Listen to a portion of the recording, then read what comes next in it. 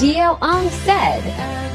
Hindi mo na kailangan malaman pa kung sino yung nag-aaway-aaway dyan. Hindi mo na kailangan malaman kung sino yung nagkakanakawan. Hindi mo na kailangan malaman kung sino yung naghiwalayan. O yun ha, sa sarili ko yun. Yun ang natutunan ko. Kaya ngayon na nandito kami sa dagat, sobrang pasasalamat ko. Mainit, oo. Parte yun eh. Ramdam mo yung kalikasan. Pag gumagalaw yung tubig, gumagalaw ka rin. Kapag mainit, napapasok ka. Kapag umuulan, nababasa ka. Yun ang totoong karanasan. Naramdaman mo yung kalikasan. Lagi ko nga sinasabi, hindi tayo magtatagal dito sa mundo. Lahat tayo may katapusan. Nasa sa atin na lang yun kung ano ba talaga yung gusto natin na mangyari sa buhay natin dito sa mundong to habang nabubuhay pa tayo.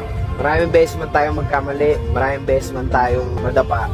Kung ganun din karaming beses natin itatama ang mga mali.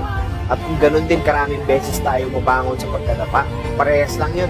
Pag natalo ka, laban lang. Mananalo ka rin. Lahat ng bagay sa mundo may kabaligtaran. May gabi, may umaga.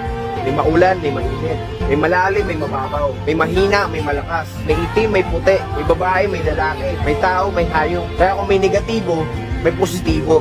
Titingin ka ba doon sa makakasama sa'yo? O titingin ka doon sa makakabuti sa'yo? Enjoy the life!